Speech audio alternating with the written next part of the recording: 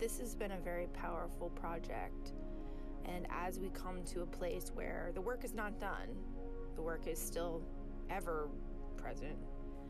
But as it's nearing the end, I'm thinking, wow, we did something. And we didn't know if we were going to be able to do anything.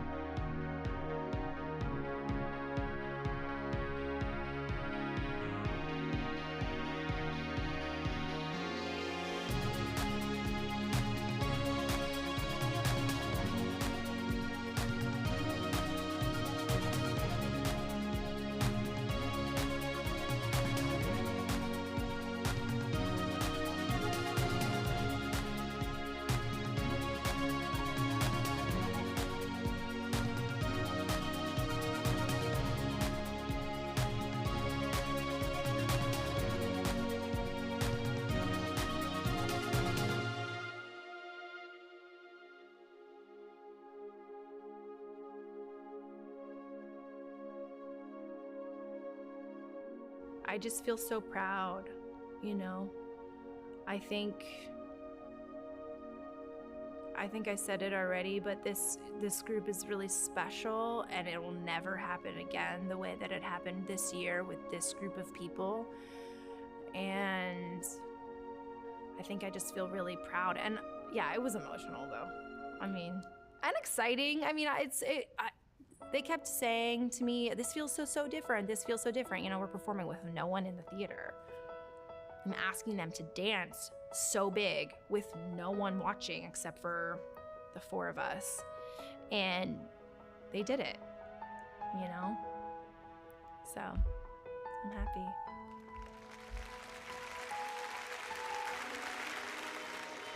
You know, the curtain is closed and they took their final bows, and that was it. So watching them on stage was everything to me, because I didn't know if that would ever happen this year, and it was very emotional. I cried. I feel complete, like my senior year has been complete. Like, even if I didn't get to do anything else, prom, graduation or whatnot, I still wanted to dance at Fort Hays at least one more time, be on the stage with the lights at least one more time. That's all I was hoping for from the beginning of the school year.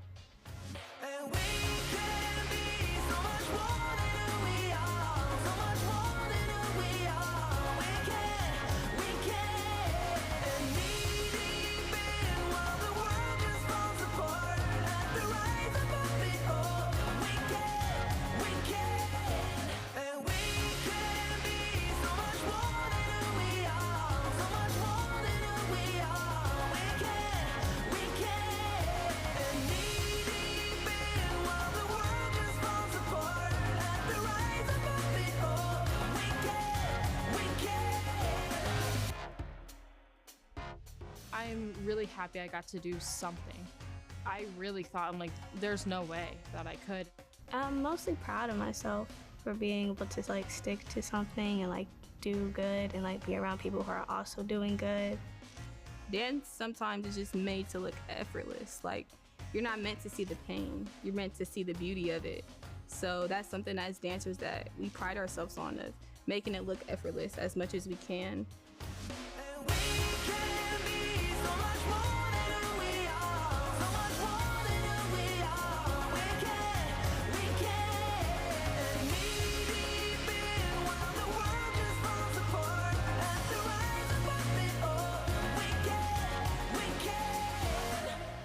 And this is the thing about dance, is it's you on the stage. Yes, you can play a character, but it's your body and your expressivity. It takes a heck of a lot of vulnerability.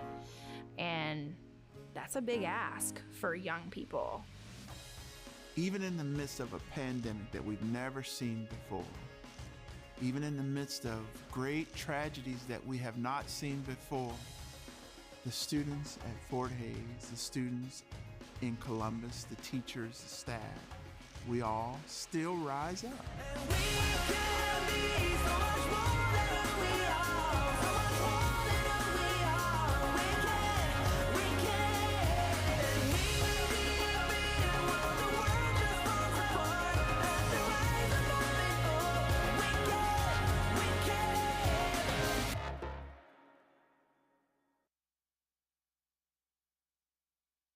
We sit here and we're like, you know, we're saying, hey, track can be this vehicle.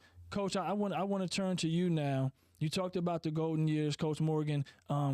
What did track do for you? What did the experience do for you? And tell us a little bit about your post-high school experiences, and then what you've grown and learned maybe from some of that. Sure. So like I said, track and field is one of those sports where there's not many opportunities past the collegiate level. Okay. So making it to whatever college of your choice or whatever level of collegiate competition is kind of like your plateau, unless you're the Allison Felixes and Simon Richards. Okay. So I always kind of noticed that if track was the sport that I was going to try to excel in, that I needed a backup plan. So my focus was always academics first. Okay. And then using the track as that vehicle to pay for school. Right, of course. Because I wasn't born in money. That's right. That's all right. Also, track, a lot of universities, if you're not at the top universities in the nation, then track also only gets partial scholarship. And then you have to prove your merit to get work up to a full scholarship. So I was able to go to school on half track, half academic scholarship. Nice. However, I seen it as my vehicle. I knew that I couldn't just go to college and major in just anything. I had to major in something that would, set me up for a promising future. Certainly. So track was that vehicle that I used to, I majored in computer science and engineering. Nice. And I was supposed to take 5 years, but I took 4 because even in collegiate sports, they pay for your summer school as well. Okay. So I stayed on campus and trained during the summer, but I also took courses to complete my coursework in 4 years rather than 5. Coach Anthony, you get to hang out with some special people, man. I don't know if you realize how phenomenal these two young women are. I don't want to steal her thunder yet. Hold on. I want to let her keep going. But I mean, wow, these are some phenomenal people you're getting to hang around. I'm sorry, go ahead. So you finished in 4. Yeah. And from there, your track. So not to mention engineering coupled with, track meets every weekend and lifting and practice and things like that. So lifting people when you participate in sports, lifting is part of it. You don't have to be a weightlifter. Getting stronger is part of it. Go ahead. So you're lifting, you're doing all these things. Yeah, I'm sorry. So you learn time management and things like that. It's just all kinds of skills that you cannot pay to learn. Certainly. So I That's always the beauty of sports. Encourage my girls to try to compete on the next level, even if they don't think they're the best, they don't think it of themselves. Right. I'm not even talking track anymore. I'm talking life. Yeah. You learn time management, how to prioritize. Certainly. Different things that you need to do. And so that's kind of what I mean by track being a vehicle. No, it wasn't my end all be all. I'm not in the Olympics. I did not have the talent to be in the Olympics, but I feel like track offered me things that I could not pay for in a college a platform. Yeah, you know what I mean for life to vote. You know what I mean, a starting block, right? Even being here today, Come on, I got all sorts of puns like that, Kaden. A starting block, right? Yes, indeed. No, I think that's beautiful. Your journey. I'm blessed to hear it today, right? I'm honored to hear your experiences. You even gave me a lot to think about, just because sometimes when you've been in this a long time, like coaching, I don't know coach's history. I'm 25 years in education in Columbus City, and every once in a while you need to be refreshed. What you've shared today has been very refreshing. I'll share that for you. Coach, I'm going to allow you to give some quick lasting thoughts. They're giving me the signal over there that says I got to start to get ready for outro, and you're going to say your lasting piece, but we always let the current, right? We always let our future get the final word. So you'll share something here, and then I'll turn it over here to Kaden before I do the outro.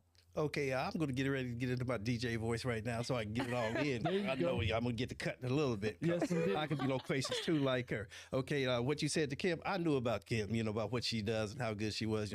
I'm not surprised. I'm not surprised with anything. And I know there's even more that we don't know. Right. Also, too, the time management thing is bigger than the clock right here, too. You have to be, we teach them to be prepared. We want them to be disciplined. We want them to be focused, okay? And those are not just words that we put out there. That's what something you need to be, okay? Be that. And I just want to thank God for the opportunity to coach the young ladies.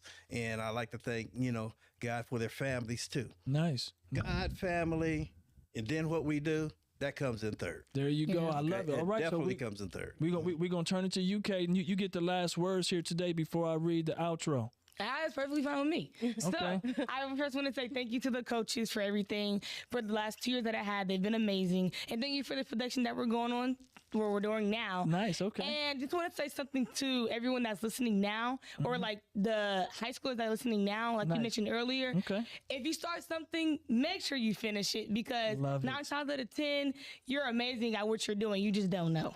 I love that. That's a great way for us to end today. Steadfast, right? Steadfast is the energy for today. I'm going to read the outro. I got another look over there. They're nice looks, but it still was another look, right? So that can I just tell you what our theme song is? Certainly. We call them My Girls. My Girls. We got sunshine on a cloudy day. My Girls. Championship is in the month of May. There you go. Well, I love that right there. Hey, you know that? I love that right there. We're going to get to this outro here. That's all the time we have for today. Thank you for listening. Much respect to you all as our guests here this morning. Appreciate you being here. Be sure to catch all future episodes on Radio WCBE 90.5. Also, catch us on Spotify, Apple, or the platform you prefer to listen to your favorite podcast. Additionally, follow us on Instagram at City League Sports 614. I am your host, Vince Clarino. This is City League Sports, and we are out.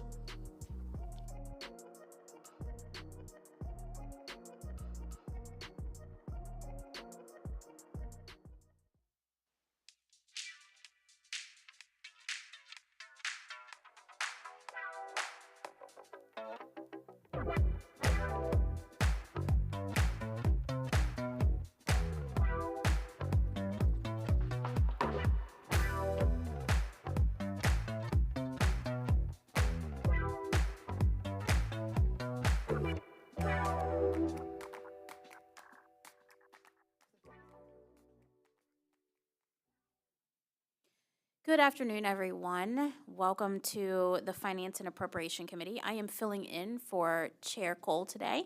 I'd like to call our meeting to order. Will you please call the roll? Board Member Adair? Present. Board Member Brown? Here. Chair Cole? Mr. Green?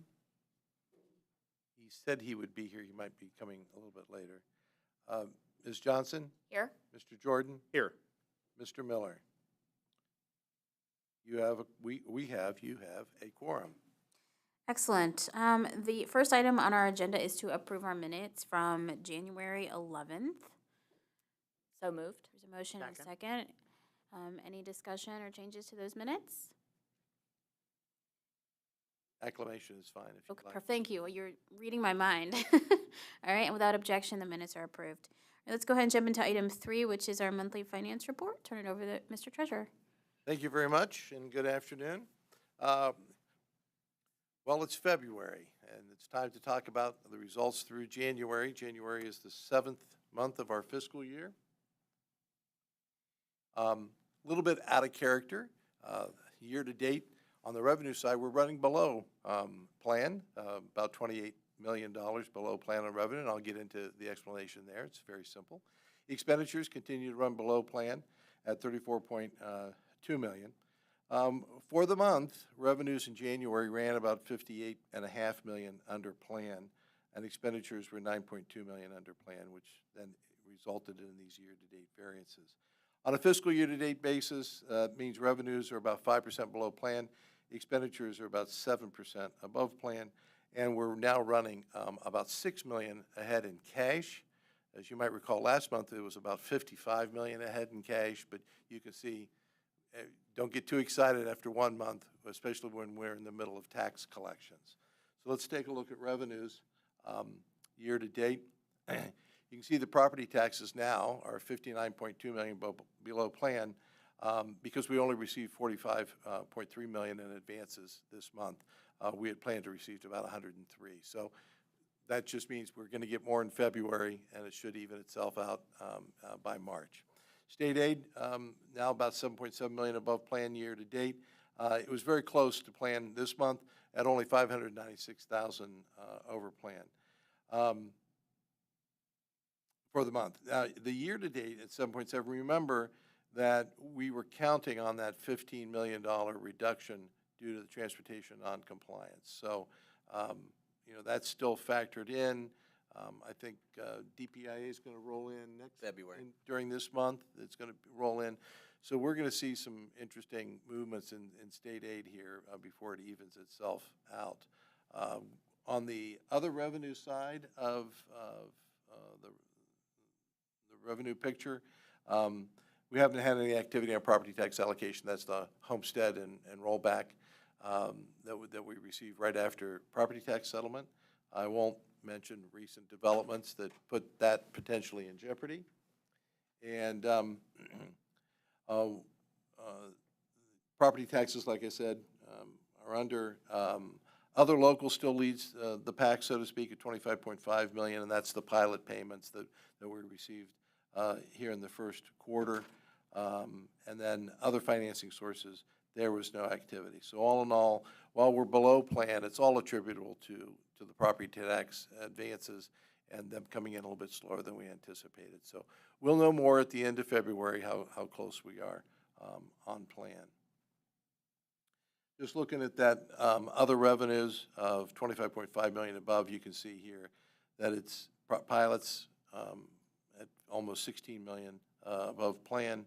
The Medicaid reimbursement, remember we got one ahead. They're catching up, and we got one of those in. And then interest on investments is running above plan, which is good. Moving on to expenditures, again, in total about $34.2 million below plan year to date, and they were, as I said, about almost a little over $9 million under plan for the month. Personnel now $29 million below plan. It was $8.5 million under plan this month. And interestingly enough, compared to this time last year, personnel is now about $3.5 million lower than where we were spending last year. That's about a 1% variance. Now, this past month, we did another ESSER adjustment. So the cost of Wellness Week, that week during Thanksgiving, those 3 days that we take off, the expense for that was recoded or transferred over to the ESSER fund. So the general fund lowered that expense, which drove that down. So the comparison to last year is a little bit of a misnomer. Comparison to plan can be off because of these ESSER allocations that are extraordinary. This is different than the personnel we have over in ESSER, that some may have been in general fund before, but quite a few of them are not general fund related, okay? So, but we're still about almost 30 million under plan on the personnel side. Here's a picture of personnel monthly. You can see that in the first quarter, we were running ahead of plan. I explained that to you because I think that's based upon how we designed or developed the plan. We front-end loaded it.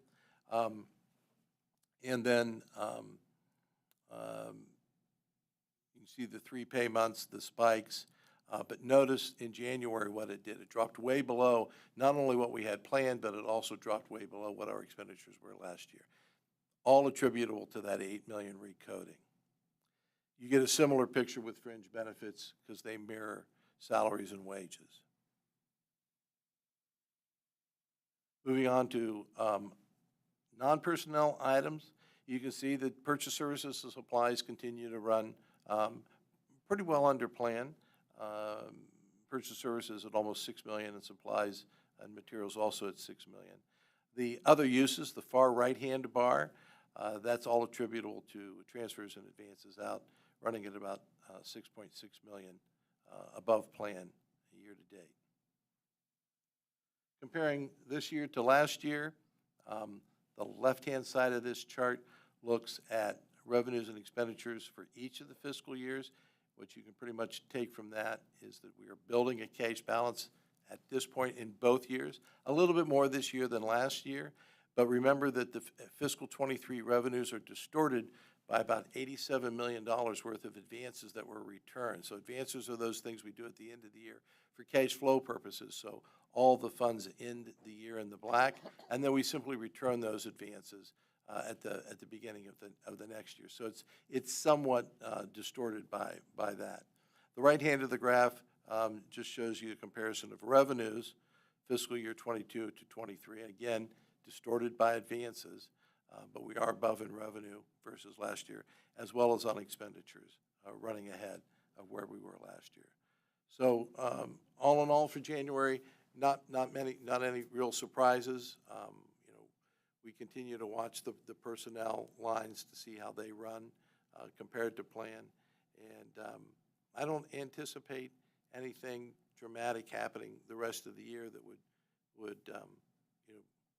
be cause for concern. We always anticipate that revenues come in higher, expenditures come in a bit lower, and that we actually build a cash balance more than we anticipate.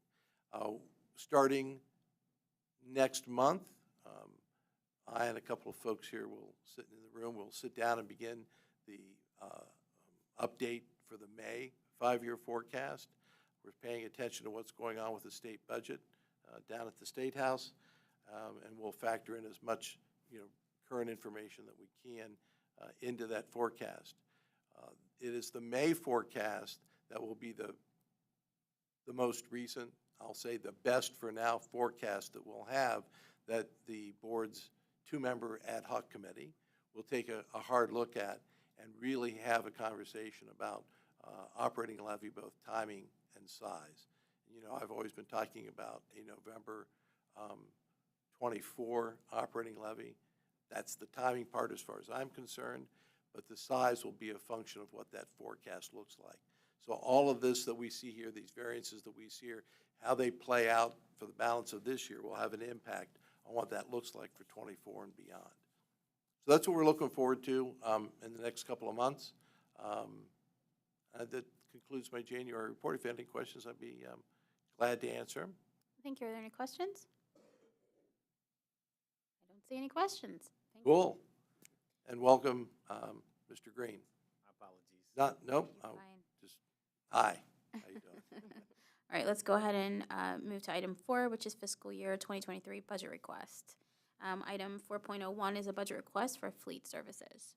Yes, thank you, Chair Adair and committee members. I'd like to present to you a request from Fleet Services, and this request was to increase their current general fund allocation because of fuel costs. So the fuel costs are coming in a lot higher than what was budgeted for, and so this was an increase. This was actually voted on last night in the board meeting, but I'm just sharing with the committee here that it's related to the fuel costs because they keep going up. So at this point, if there are any questions. questions, I'll be glad to entertain, but just wanted to share this information with the committee. Thank you. Are there any questions for Terry? All right, seeing none. We're going to go ahead and into item 5, which is our ESSER update.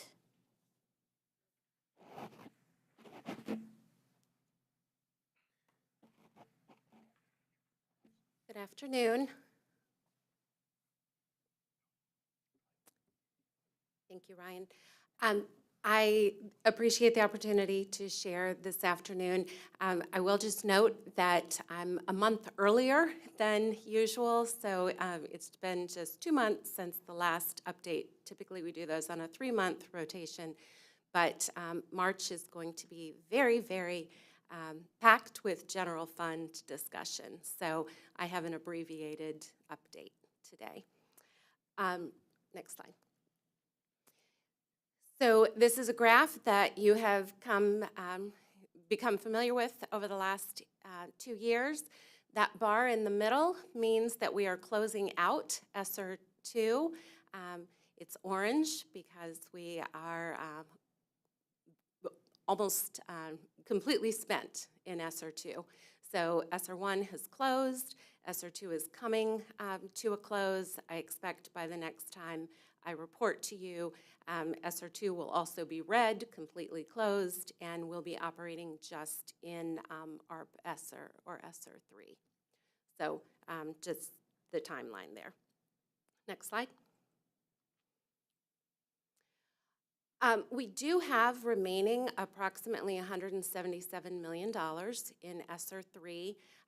Your executive summary includes all of the various line items related to pandemic funds, but take just a couple of minutes to talk about ESSER 3, since that will be the focus, certainly for the next year.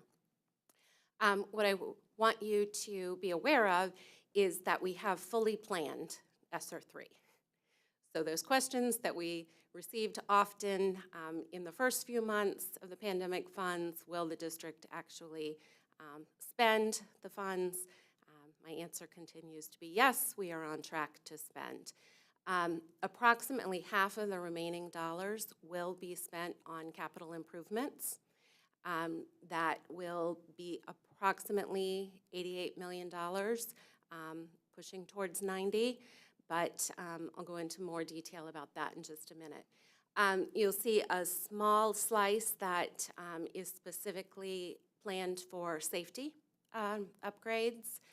That learning recovery piece that is yellow on the chart, what I would call your attention to there is it's approximately $37 million of the remaining plan. In ESSER 3, we had a specific guidance from the federal government that we must spend 20% of ESSER 3 on learning recovery. So what I want to draw out there is we will far exceed that minimum expectation. And then I am, for the first time, showing that in the plan we do intend to take indirect or administrative fees out of ESSER 3. We're actually doing that in ESSER 2 as well. In that 11% is the what has been provided as guidance in terms of the administrative set-aside out of ESSER 3. Talk a little bit more, next slide, about those investments. So, it's late afternoon. I want to wake you up here before we get into some of the details there. But ESSER, next slide. ESSER is allowing us some additional flexibility that is not typically available in federal grants to schools. So certainly Title I, which is the federal grant we're most familiar with at the school level, did not have allowances around capital improvements. We are able to leverage some of our ESSER funds towards ongoing facility issues.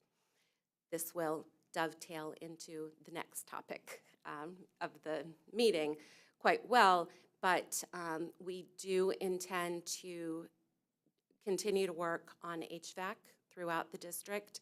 address the final school buildings that do not currently have air conditioning. That will be part of the upcoming summer project.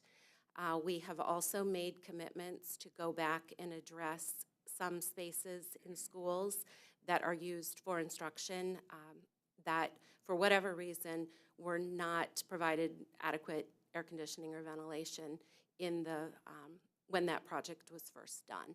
So there will be some spaces across the district where we'll be addressing HVAC, ventilation, air conditioning in schools. In addition, we will be doing some roof work, of course, related to health and safety. We need to make sure that our buildings are closed up properly, that we're not subjected to leaks and such, and so there will be some ESSER funds addressing roofs. Classroom environment could be a furniture upgrade. We're looking at additional flexible seating, responding to teacher requests for furniture and classroom materials that help us address social emotional learning and the flexible seating that teachers have come to expect. We'll be doing some fire alarm upgrades and addressing secure vestibules in some buildings. So that gives you a glimpse at the types of capital improvement projects. Alex Trevino and his team will be busy. They are already working with our procurement process to make sure that contracts are in place and that the work can actually be completed by next summer. We expect that we will ask for a short waiver on ESSER 3. We expect that there will be a flexibility that as long as we have construction contracts underway by September 30th, that even if they're not fully expended on September 30, that we'll have about 90 more days in 2024 to finish those projects.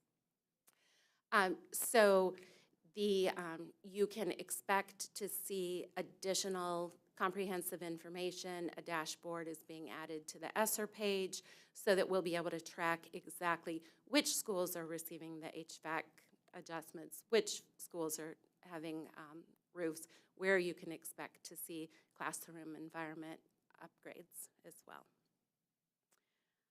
Next slide. I do want to name that we are being very intentional about our ESSER spending, our strategies, and certainly in conjunction with various offices across the district looking at equity considerations in our planning. So capital improvements, again, I referenced a dashboard. You'll be able to see that that work is in fact happening across the district. It won't be isolated to one or two regions, but work that will happen across the district. Caps and gowns, I just have that reminder that for the past 2 years, we have paid the senior fees for students who are graduating from Columbus City Schools. Prior to the pandemic, those were funds that were collected from individual families.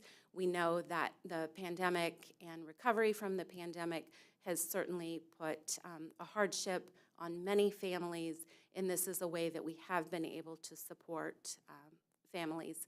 We will need to talk about this investment after ESSER, but we do, again, this year we will be providing the caps, gowns, and diploma covers for all of our graduates.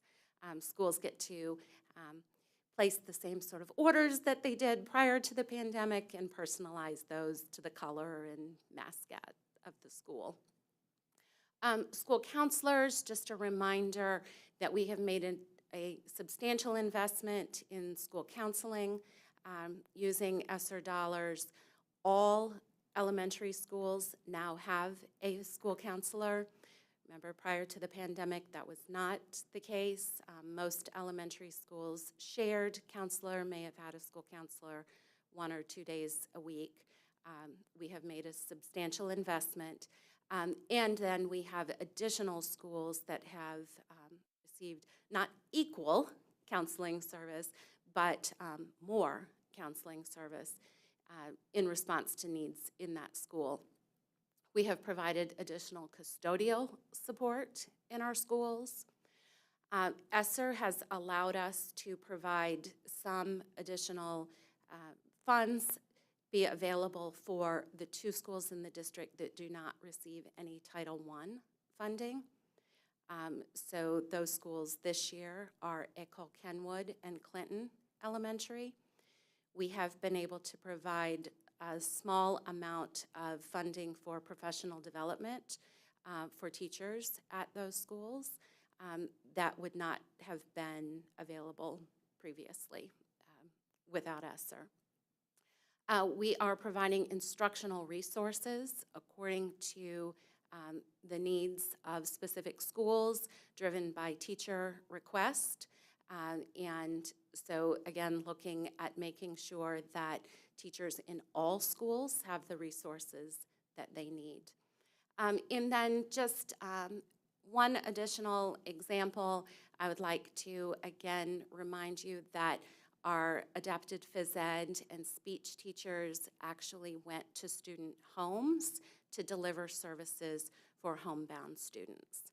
Again, in service of making sure that all students have access to the supplementary activities that we've been able to make available in other schools. Next slide. Just a call out, we won't take a lot of time in this meeting, but do encourage you to click on the ESSER webpage on the district website. Oh, good. It has updates. There is now a second link there entitled Impacts of ESSER Funds. And that link does now take you to examples of specific investments that we have made. This one, for example, is about the LETRS training, LETRS professional development that we have provided for all elementary school teachers. So it describes that the total investment there gives you the per pupil cost for that investment, and then a glimpse at the impact that we are seeing of that investment. So special thanks to the communications team for responding to feedback, to helping us improve the narrative, improve the messaging that we're getting out about the impact of our investments. So you can expect that page to grow. We will certainly have links to the capital improvements work that I referenced earlier. I am keeping it short because everything that we have discussed over the last few months related to ESSER really does have to fit together with the general fund planning, and we want to make sure that we leave time in this meeting for those discussions.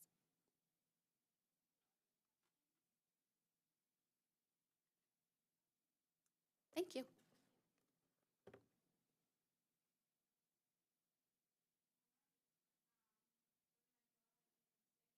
Is budget preparation update. We have our fiscal year 24 non-personnel budget preparation update.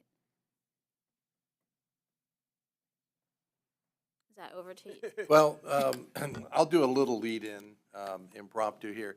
As you might recall from the November 5-year forecast, we made a variety of assumptions. And from that point forward, you begin to test those assumptions, or those assumptions get changed by outside forces beyond our control. One of the assumptions, well, the goal of the forecast, one of the goals, was to prepare a forecast such that FY26 would end up in the black, that we would have sufficient projected ending cash balance for FY26. So some of those assumptions that we made needed to reach fruition, or if you you don't do this, well, then we need to do something else. One of the underlying assumptions was that we were going to have a $35 million reduction in non-personnel expenditures beginning in FY24, and they would remain in force during the life of that forecast. So the charge then, to come back to the administration, was what's that look like? Across the board, I think Terry was supposed to be about 30% across the board, a pretty aggressive number. As you could imagine, we're talking about non-personnel, somewhere around 15 to 18% of our overall budget. And quite a bit of that, quite frankly, in my budget, there are things I can't touch. Can't touch auditor and treasurer's fees. We can't touch some tuition costs, things like that. But it was a challenge. So you go through the challenge. This is an update to see what that challenge mean. How did we do? What are some of the implications relative to that challenge? And then, where after we hear about this, then that leads into then what's that have an impact for the May forecast and our plans for FY24 and beyond. So this is it's an iterative process. As I've always said, we get smarter every day. Hopefully, we get better information. But we've gone through this, and we're now here. This team, Dr. Chapman's team, is here to present an update on what that process was like and where we are. So Terry, did I do that justice? You did it very good justice. Thank you. Thank you, Treasurer Bohoric, for that context and intro. Good evening, everyone. I am pleased to be here with you this evening to review and discuss our non-personnel budgets for the entire organization. So as an overview, as Treasurer Bohoric explained, one of my first assignments as a new interim superintendent was to meet with my teams and have some really difficult conversations. So we needed to look at our non-personnel budget and identify how and where we could make some cuts. The goal was to get to a 30% cut across all departments in the entire organization, including the board direct reports for the treasurer's office and OIA and all of our departments. So no department was not included in this exercise. As a part of this work, we engaged with all of our department leaders in a very collaborative way to have conversations about where their current budget is, and then look at their goals for the next year and align those to our strategic priorities and identify where there are gaps currently, identify where there could be a savings for next year, and then identify where we could make some significant cuts. And so, headline here, we did the exercise, we collaborated with all of our departments, and we were able to find some savings. So we were able to get to about a 14% cut across the board from all departments. So we did not achieve the goal of getting to a 30% cut. So what I hope to do this evening is walk through by department, identify the areas where we identified low risks, where making cuts will certainly cost us not doing something. We'll have to stop doing something. But I want to walk through the areas where we were not able to make cuts and we need to make additional investments, and just talk through the process of where we landed. And I also have certainly members of my team here that can certainly provide further context and detail if we need to go into greater detail. So, departmental decreases. So as I mentioned, we were able to make cuts across all departments in the entire organization with the exception of 4 departments. And we'll talk about those 4 departments in just a second. But low risk budget cuts, these are the departments where we acknowledge that we can make some slight cuts in these departments for the next year. Hopefully, we'll be able to look at how we can align our resources in ways that will not have a significant impact on our services and the service that we're delivering to our students. Moderate risk budget cuts. On the other hand, our curriculum and instruction, equity, and internal audit, these teams identified that, again, working under the guidelines of making a 30% cut, we can do it, but we need to also constantly be engaged in conversations about how to restore the resources or how to restore the loss. Are there opportunities for us to explore use of grant funds? Are there opportunities to explore other sources of revenue or income? But we want to just name that these are 3 areas. If we have the opportunity and the luxury to restore some of the funding, these would be the first departments that we would go back to have conversations about prioritizing strategies or resources that need to be restored. Additional departmental investments. So as I said before, what was originally proposed to us was to just every department to make 30% cut. And so in talking with my team and having conversations, we recognized that there are challenges and we needed to surface the needs of each team, and we could not treat each team equally in saying that we can make cuts across all departments of the 30%. And so we had to really look at each department holistically and look at the needs. And in these 4 departments, the team leaders raised significant needs that would go unfunded, unmet, if we were to make a 30% cut. And so I'm going to talk through these 4 departments and talk about where we actually need to make additional investments for these 4 teams. For business and operations, as Terry just mentioned earlier in the meeting, is that we had another item on the agenda for fleet services because our fuel costs continue to rise and increase. And so we've already had to add additional funding to the budget for the current year to address the needs for fleet services. So this is an area where we were not able to make, again, the cuts that we thought we could. And certainly if we did, it would be an exercise where we'd be making the cut today, but coming back tomorrow saying, we're over our budget, we need additional resources here, and we didn't want to be in that space. Again, the fuel costs are a major area that's driving up the costs, and this is not specific to CCS or Columbus. This is a national challenge that districts and organizations across our country are faced with. And the budget investment certainly will diminish potential financial and reputational loss. This area, again, these investments would certainly have a high impact on student achievement, student outcomes, and our ability to provide services to all of our schools across the district, as well as our admin sites. So we certainly want to just name that this is an area that we were not able to make the 30% cuts. The next area, general counsel.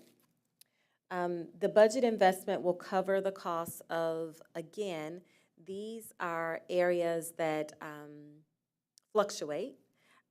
Insurance premiums. We can't just say we're going to cut insurance premiums. We've already made commitments to our staff and to have contracts that we have to honor.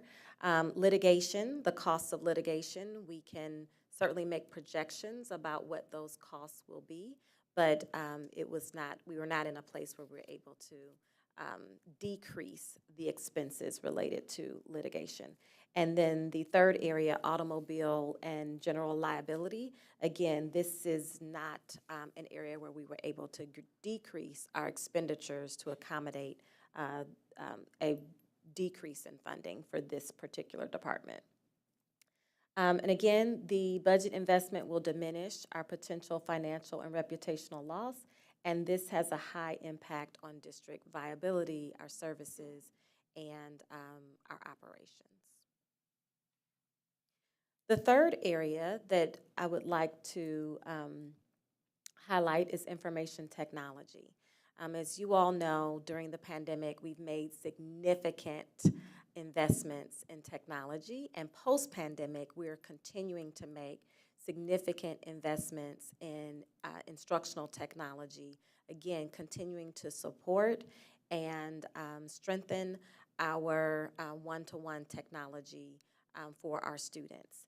And so as we have made those initial investments, we have to continue to make investments on building on the life cycle replacement, making sure that we have the hardware to and the internet capabilities to sustain those investments, replacing those devices, and making sure that we have the infrastructure to support the devices.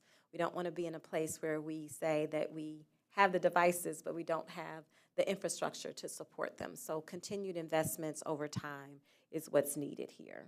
And these investments certainly will support us with the work of innovation, as well as in service management. And another area that we are looking at here and making investments is student safety software. So again, this technology access to our students, our staff across the district is another area where we're actually making investments. And the last area that we wanted to highlight for additional investments from the team is the area for student services. And in student services, we have two areas that we're looking at, tuition and transportation.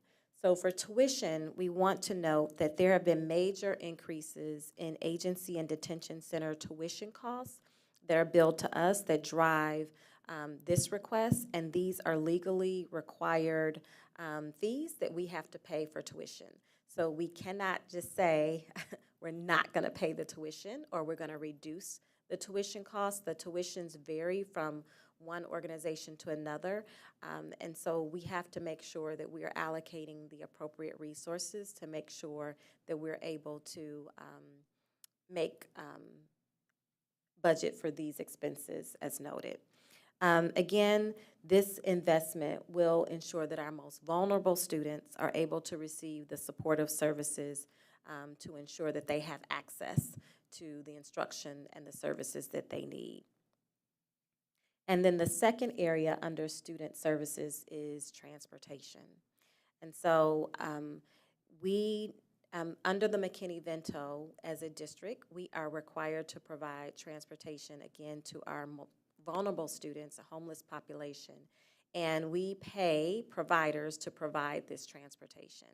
These costs, again, have continued to increase, and we have to make sure that we have the resources in our budget to offset these costs.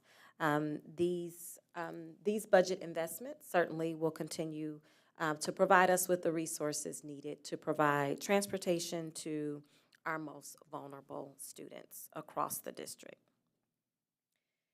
And in closing, this is where we landed with all of the budgets for all of the departments. Again, this represents the budgets for all departments for the entire organization. Again, we were able to get to a 14% reduction in our non-personnel budget for the next fiscal year. And again, we have been working in collaboration with the Treasurer's Office to make sure that we have alignment and the numbers line up.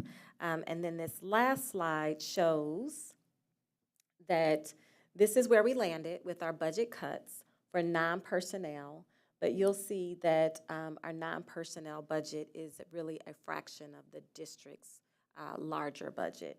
And what this slide shows is our attempt to align the entire budget for the entire organization to our strategic priorities. So this is work in progress, and I would certainly like to thank our colleague Terry Addison for working on this visual for us to show the alignment of how our resources are matching our strategies. And that concludes our non-personnel budget update. If there are any questions for me or any members of my team, we'll be happy to entertain them at this time. Questions? I feel like Eric Brown might have a question. Let me ask, It's the presentation is marinating right now. That's right. And let me, while you're thinking, if I may, I wanted to point out to everyone something that I was kind of only tangentially involved in this. I stepped away from that whole process and let Terry and Dr. Chapman and her team work through all that. What came out, and it was the last slide right before that. If you look at that slide, you don't see any accounting terminology on that slide. And I think that's a fairly monumental step forward in talking about a financial document, a budget, but talking about it in terms of what Dr. Chapman outlined as the 5 strategic initiatives. I think that's the title. And so this is, I think, dramatically different in not only in presentation, but in way of thinking it. Is there a lot of accounting and the database stuff behind it? Yes, there is. But I think this presentation better aligns with what are we doing? What are we doing? You know, I can give you all the accounting. Some of you know all the accounting terminology, but that doesn't help make that connect the dots to what are we really doing in the district. And I think this presentation, this formatting, is a great quantum leap in that direction in terms of presenting budget information. I thought it was pretty cool. It also presents some challenges for us down the road because you're going to want to know later on some other things about, well, if this is your budget, how'd you do? I know that we all know that's coming. So, but anyway, I thought that was important to point out. Did I give you enough time, Board Member Brown, to formulate your question? Good, thank you. It did. One of the areas that has surfaced a few times in your presentation, and it had already, was transportation. And a large part of that is because of the increased fuel costs. And it also occurs to me that that's an area that the board talked about at great length not long ago. Most of that conversation was on a longer term basis of where can we affect some savings and do much better with our transportation program. But it occurs to me that maybe we should take a look at quicker changes we could make within transportation that might have some significant savings. But I don't know, I can't quantify those numbers to know whether they'd be worthwhile or not. For example, since so much of it is fuel cost and it translates into miles in many ways, if we were to pull back the amount of transportation we provide to the legal minimums or pull them back somewhat. I know, having gone through the last few months, I might get into trouble just raising the question, but I think it's important for us as responsible for these dollars, public dollars, to raise the question and to, is there some relatively quick savings that could be had? What's the amounts we're talking about? And I suspect nobody has that ready at hand. But anybody? Sure. Mr. Brown here. I could speak to fuel costs directly as far as a historical perspective so we can see where it's going. And then this will buy time for the director here to invite to the microphone to address the question of other spots for savings. So just to give you a historical perspective, in 2021, we spent $2.2 million on fuel. In 22, last year, $6 million, and we're on pace to spend close to $8 million this year. So it's trajectorying a steep curve here as far as our actual expenditures. And hopefully that bought enough time to invite someone from transportation to look at your question as far as, are there other areas we can possibly save? I can't respond or know that answer for you.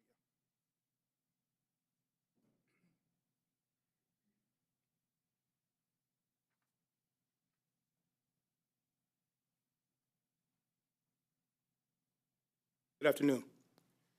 Maurice Odom, Interim Chief Operating Officer. Board Member Brown, on the transportation, there's a couple of things I'd like to just clarity for us. A few I just want to go back and talk about that. Well, it's already been stated, just want to clarify. So miles driven this year is less, but it's the fuel cost is going up, is impacting that cost, which is one of the issues we have this year. So we're driving less miles, but it's the cost of the rate of fuel is impacting that. The second portion of transportation, there's a couple of moving parts in transportation. We're looking at different strategies, looking at ways to, as the board talked about, different ways to deliver the model of transportation. For example, we're looking at different models, and we have to vet these things. For example, do we look at some type of hub and spoke model? And that does a couple things for us as we look at those. It addresses many concerns that's been brought forward, such as we can look at if we utilize our schools as stops. You reduce the number of routes, you reduce the number of stops through the roadway, but you have to vet that and make sure it fits into the model. So those are some of the strategies that we're looking at. In the budget portion we're speaking about here now also, there's another model, and this falls down to student services. There's another portion of transportation which is for our homeless students and part of McKinney-Ventos. And the dollars we were speaking about just now, those are part of that group. We also have a group that's been meeting with Dr. Klein and her team and others with transportation, already looking at strategies on how can we become more effective and efficient and provide a better service. Some of the challenges is the timing when the number of students are increasing. And so in that model, you have to make sure we're providing transportation immediately. Ohio ODE rules gives us 10 days, but we're trying to make that number a little shorter. The challenge on the yellow bus right now is it still goes back to the staffing, the shortage of drivers, and so we have to compress routes. And so what happens is when you change one part of a route, it's a domino effect. And so timing-wise, we have to notify the students who's changed, the parents of the routes, and it goes down the line for us times of routes. So we're doing a lot of strategy and talking now with transportation to try to see if there's ways, one, to help relieve the alternative transportation through McKinney-Vento and homeless students, but how can we get students on routes a lot more, lack of a better word, fast, and be more effective and provide a better customer service. But again, those are things that has to be vetted and making sure that we're notifying the appropriate people and make sure it fits within the routing model. But we constantly look at what our model is today. It may be that it may look different tomorrow based on some of the strategies we have to bring forward. And that's helpful. I appreciate that. Does it make any sense, specifically to my question, does it make any sense for us to consider or reconsider which students get transportation and which we're doing because we're willing to, but now we're not required to? Board Member Brown, I would say that we need to consider all options, right? So we're in a space right now where we know that we have a driver shortage, right? And so that's due to the labor market, right? Not just specific to CCS, but across the country.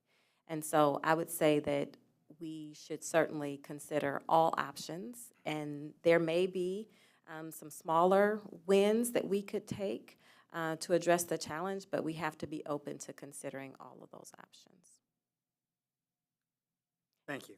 And I also want us to remember too, as Terry mentioned, the fuel costs, we also have a significant amount of funding that is set aside for transportation penalties, which feeds into this whole conversation. If I'm not mistaken, it's about 15 million, Treasurer Bahoric. But that is significant. So that means if we're setting aside that amount of money for a transportation penalty, it means we're not using that same amount of money for services for students and schools. That's significant, and significantly higher than what we're setting aside for fuel costs. So that's a bigger issue that I think that we don't want to lose sight of. And I suspect that we are buying our fuel as cheaply as we're able to do so. I have little doubt of that. That's correct. Thank you. Thank you, Mr. Oldham. Mr. Jordan. I just wanted to understand the, so I know how hard this exercise had to have been, because it's excruciating when you try to figure it out. How does the impact, Mr. Treasurer, of not getting to the 30% target, how does that, in the grand scheme of things, if this is the proposal at 14%, how does that affect the bigger picture of what the exercise and where kind of this all heads? Because this is kind of all kind of has to even out somehow, right? Yeah, it's sort of a zero-sum game. Yeah, it is. Assuming, as I said when we started, we had the goal of making sure that FY '26 was positive. Right. So as we come back and we find out, well, we're not there on the non-personnel cuts, so that assumption isn't true at this point. So if we go back and run it, 26 isn't positive anymore. Is that okay? Can we change that assumption? 26 isn't positive, it has ramifications on certain things, most particularly our ability to sign contracts. And within that, contracts that are most critical are the collective bargaining agreements.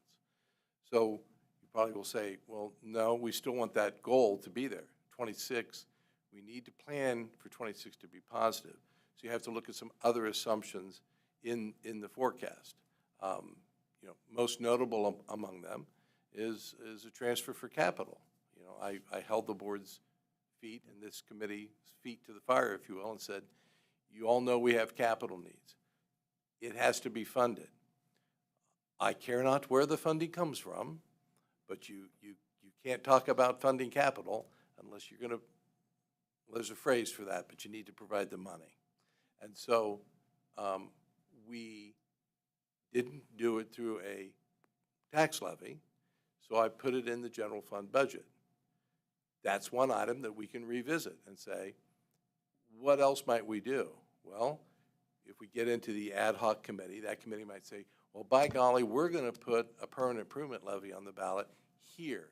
That's going to be our funding, so we'll take it out of this general fund forecast. Voila, 26 is positive again. Remember when I started my forecast, and I think I said it publicly to the board, I did my forecast first, and it was, in a word, ugly. And I said to everyone, you can assume your way out of this, but you need to test those assumptions and make sure that they're reasonable, and then test the validity as you go on. This was our first test, was the assumption that we could make a $35 million reduction in our non-personnel budgets reasonable and realistic. The answer to that is no. Some, but not all. So let's go back and talk about what else could we do for capital funding. Make the decision that we're going to commit to putting it on the ballot. That's one way to take that assumption out of this forecast. You could do a temporary adjustment and say, we'll leave it in. You might not want to do that because 26 goes negative, but I'm kind of thinking as I go here. One of the things you could do is say, well, let's take it out. But if we have a surplus later in the year, like right now, when we get to March, April of next year, if there's a surplus, you can say, well, look, we're building a cash balance bigger than what we had, what the plan had anticipated. Let's go ahead and transfer a portion of that out and kind of do it ad hoc seems to be my phrase of the day, on an ad hoc basis as actual cash becomes available. It's another alternative to planning that we can work with. So we know this information, and we have to make those adjustments. But you're right. We thought we'd push in real hard out here, and it would come out well, we didn't, and now we've got another issue where it's we've got another problem. To balance it out. You're absolutely correct. You've got to balance that out somehow. So the other question I just wanted to ask, kind of the methodology of how you had to go through this is, knowing probably when you went in, you knew that there was transportation things that were going to be, maybe not, best case scenario, we're probably going to be even. But as we talk about it, there are increases that have to happen.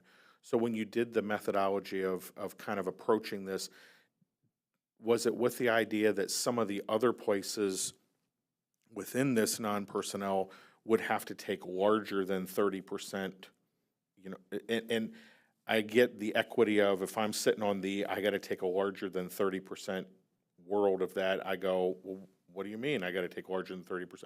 But from the grand scheme of things, 30% is the target. So is that how that was approached, where you had to, the transportation's going to be at flat or increase? That means somebody else has got to take the load.